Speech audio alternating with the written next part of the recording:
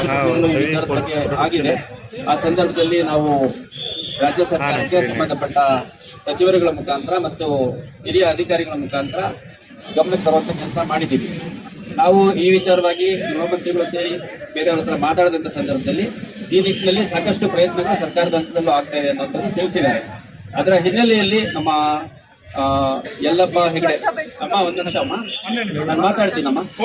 ಅಷ್ಟು ಇದು ಅಧಿಕೃತವಾಗಿ ಅನುಮತಿ ತಗೊಂಡು ಮಾಡ್ತಿರುವಂತ ಕಾರ್ಯಕ್ರಮ ಅಲ್ಲ.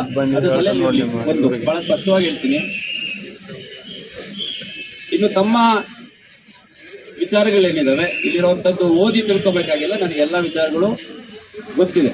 ಇಲ್ಲಿ ಪ್ರತಿಭಟನಾಕಾರರು ಯಾವ ಉದ್ದೇಶಕ್ಕೆ ಅವ್ರು ನಿಮ್ಮನ್ನೆಲ್ಲ ಗಮನ ಸೆಳೆಯುವಂಥದ್ದು ಮತ್ತು ಇದರಿಂದ ಸರ್ಕಾರದ ಗಮನ ಸೆಳೆಯುವಂಥ ಪ್ರಯತ್ನ ಮಾಡೋ ಉದ್ದೇಶ ಇದೆ.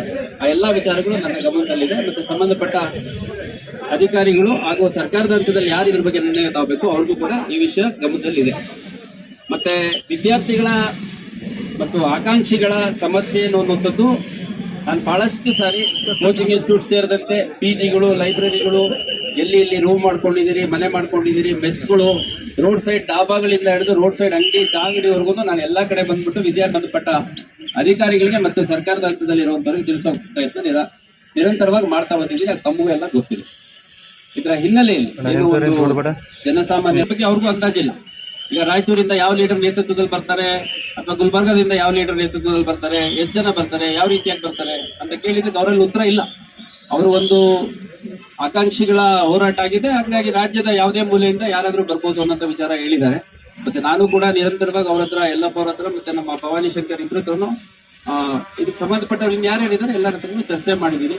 ಅದೆಲ್ಲದರ ಹಿನ್ನೆಲೆಯಲ್ಲಿ ಪರಿಸ್ಥಿತಿಯನ್ನ ಅವಲೋಕನ ಮಾಡಿ ನಮ್ಮ ಅಧೀನ ಅಧಿಕಾರಿಗಳು ನನ್ನ ಜೊತೆ ಕೂಡ ಚರ್ಚೆ ಮಾಡಿ ಈ ಒಂದು ಪ್ರತಿಭಟನಾ ರ್ಯಾಲಿಗೆ ಅನುಮತಿ ನೀಡಬಾರದು ಅನ್ನುವಂತ ಒಂದು ನಿರ್ಣಯವನ್ನ ಇಲಾಖೆ ವತಿಯಿಂದ ತಗೊಂಡಿದ್ವಿ. ಅದಕ್ಕಾಗಿ ಕೂಡ ಇಲ್ಲಿ ಸೇರಿದಿರಿ. ಇದೇನಾಗುತ್ತೆ ತಮ್ಗೆಲ್ಲ ಗೊತ್ತಿರಂಗೆ ಇದು ಆಕಾಂಕ್ಷಿಗಳು ಬಹಳ ದೊಡ್ಡ ಸಂಖ್ಯೆಯಲ್ಲಿ ಇರುವಂತ ಏರಿಯಾ, ಹೌದಲ್ಲ? ಸುಮಾರು 79,000 ಅದಕ್ಕಿಂತ ಹೆಚ್ಚಿದ್ದಾರೆ ಅನ್ನುವಂಥದ್ದು ನಮ್ಮ ಅಂದಾಜು. ಇಲ್ಲಿ ಕೇವಲ ಕೋಚಿಂಗ್ ಇನ್ಸ್ಟಿಟ್ಯೂಟ್ಗಳಲ್ಲಿ ಬಂದಿರ್ತಾರೆ ಅಂತಲ್ಲ, ಇಲ್ಲಿ ರೂಮ್ ಮಾಡಿಕೊಂಡು ಬಹಳ ಕಷ್ಟಕರ ಪರಿಸ್ಥಿತಿಯಲ್ಲಿ ದಿನದಲ್ಲಿ 3 ಊಟ ಮಾಡಿದ್ರೆ 1-2 ಊಟ ಸ್ಕಿಪ್ ಮಾಡಿ ಓದ್ತಿರುವಂತ ವಿದ್ಯಾರ್ಥಿಗಳು ಕೂಡ ಇಲ್ಲಿದ್ದಾರೆ, ಆಕಾಂಕ್ಷಿಗಳು ಕೂಡ ಇದ್ದಾರೆ. ಅದ್ರ ಬಗ್ಗೆ ನನಗೆ ನಾನು ಹತ್ತಿರದಿಂದ ನೋಡಿದ್ದೀನಿ.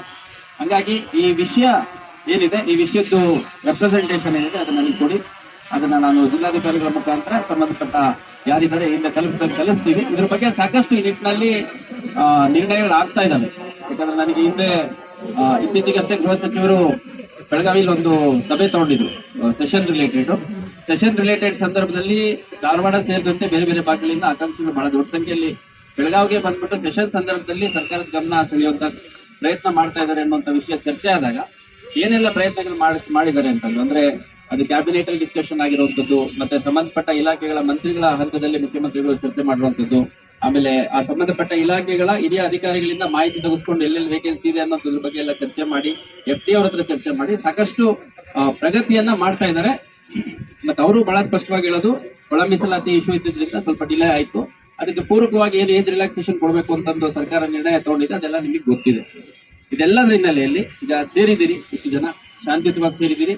ತಮ್ಮ ಎಲ್ಲಾ ವಿಷಯಗಳನ್ನ ಸಂಬಂಧಪಟ್ಟ ಇಲಾಖೆಗೆ, ಸಚಿವರಿಗೆ ಮತ್ತೆ ಜಿಲ್ಲಾಧಿಕಾರಿಗಳ ಮುಖಾಂತರ ಗಮನಕ್ಕೆ ತರುವಂತ ಕೆಲಸ ಮಾಡ್ತೀನಿ. ಒಂದು ಎರಡನೇದು ಬಹಳ ಸ್ಪಷ್ಟವಾಗಿ ಹೇಳ್ತೀನಿ, ಈ ಪ್ರತಿಭಟನಾ ರ್ಯಾಲಿ ಏನಿದೆ ಇದು ಅನುಮತಿ ಇಲ್ಲದೆ ಇರುವಂತದ್ದು. ಅನುಮತಿ ಇಲ್ದಲೇ ಇದು ಇಷ್ಟು ಜನ ಸೇರಿದಂತ ಸಂದರ್ಭದಲ್ಲಿ ಇದು ಅನ್ಲಾಫುಲ್ ಅಸೆಂಬ್ಲಿ ಅಂತ ಕನ್ಸಿಡರ್ ಆಗುತ್ತೆ. ಪ್ರಿವೆಂಟಿವ್ ಅರೆಸ್ಟ್ ಒಂದು ಪ್ರಾವಿಷನ್ ಇದೆ, ಇನ್ನೊಂದು ನಂತರದಲ್ಲಿ ಕೇಸಸ್ ಮಾಡುವಂತ ಪ್ರಾವಿಷನ್ ಇದೆ. ಈಗ ಆರ್ಗನೈಸರ್ಸ್ ಮಾಡ್ತಿರೋ ಹೋರಾಟ ಸರಿ, ಆದ್ರೆ ಕಾನೂನು ಭಂಗ ಆದಂತ ಸಂದರ್ಭದಲ್ಲಿ ನಾವು ಪ್ರಕರಣ ದಾಖಲು ಮಾಡ್ಕೋಬೇಕಾಗುತ್ತೆ. ಅದರಿಂದ ವಿದ್ಯಾರ್ಥಿಗಳಿಗೆ ತೊಂದರೆ ಆಗಬಾರ್ದು ಅನ್ನೋ ಉದ್ದೇಶದಿಂದ ನಾನು ಎಲ್ಲರಿಗೂ ತಮ್ಮ ವಿಷಯಗಳೇನಿದೆ ಸರ್ಕಾರದ ಹಂತಕ್ಕೆ ತರುವಂತ ಕೆಲಸ ಮಾಡ್ತೀನಿ. ನಾವು ಈಗಲೇ ಇಲ್ಲಿಂದ ಡಿಸ್ಪರ್ಸ್ ಆಗ್ಬೇಕಾಗುತ್ತೆ, ಇಲ್ಲಾಂದ್ರೆ ನಾನು ಪ್ರಿವೆಂಟಿವ್ ಅರೆಸ್ಟ್ ಮಾಡ್ಬೇಕಾಗುತ್ತೆ. ಒಂದು ಎರಡನೇದು ಪ್ರತಿಭಟನಾ ರ್ಯಾಲಿ ಮಾಡ್ತೀವಿ, ರ್ಯಾಲಿ ಮಾಡ್ಬಿಟ್ಟು ಶಾಂತವಾಗಿ ಹೋಗ್ತೀವಿ, ಸಿಂಗಲ್ ಲೈನ್ ಅಲ್ಲಿ ಹೋಗ್ತೀವಿ, ಮೌನವಾಗಿ ಹೋಗ್ತೀವಿ. ಇದು ಯಾವ ಆರ್ಗನೈಸರ್ ಕೂಡ ಅಶ್ಯೂರ್ ಮಾಡಿದ್ರು ನಾವು ಕೇಳೋ ಸ್ಥಿತಿಯಲ್ಲಿ ಇಲ್ಲ, ಯಾಕಂದ್ರೆ ಅದು ಸಾಧ್ಯ ಇಲ್ಲ. ಯಾಕಂದ್ರೆ ನಾವು ಆ ಕಡೆ ಸೈಡ್ ಆಕಾಂಕ್ಷಿಗಳಾಗಿ ವಿದ್ಯಾರ್ಥಿಗಳಾಗಿದ್ದವ್ರೆ, ನೀವು ಆರ್ಗನೈಸರ್ಸ್ ಹೇಳಿದ ರೀತಿಯಲ್ಲಿ ನಡ್ಕೊಳ್ಳುವಂಥದ್ದು ಆಗೋದಿಲ್ಲ ಅದು. ಮತ್ತೆ ಇದು ಏರಿಯಾನೇ ವಿದ್ಯಾರ್ಥಿ ಸಮುದಾಯ ಬಹಳ ದೊಡ್ಡ ಸಂಖ್ಯೆಯಲ್ಲಿ ಇರೋದ್ರಿಂದ ಇಲ್ಲಿ ದಾರಿಲಿ ಹೋಗ್ಬೇಕಾದ್ರೆ ಯಾರಾದ್ರೂ ಸಣ್ಣ ಮಿಸ್ಚೀಫ್ ಮಾಡಿದ್ರು ಅದು ಇಡೀ ವಿದ್ಯಾರ್ಥಿ ಸಮುದಾಯಕ್ಕೆ ಕೆಟ್ಟ ಹೆಸರು. ಹಂಗಾಗಿ ಒಂದು ಫಸ್ಟ್ ಆಫ್ ಆಲ್ ಅನುಮತಿ ಇಲ್ದಲೇ ಇಲ್ಲಿ ನೀವು ಇಷ್ಟು ಜನ ಗ್ಯಾದರ್ ಆಗಿರೋದು ತಪ್ಪಾಗುತ್ತೆ. ಹಂಗಾಗಿ ನಾನು ಆ ಸೈಡ್ ಅಲ್ಲಿದ್ದು ಆಕಾಂಕ್ಷಿಯಾಗಿದ್ದು ಇವಾಗ ಅಧಿಕಾರಿಯಾಗಿ ಈ ಕಡೆ ಬಂದಿದ್ದೀನಿ.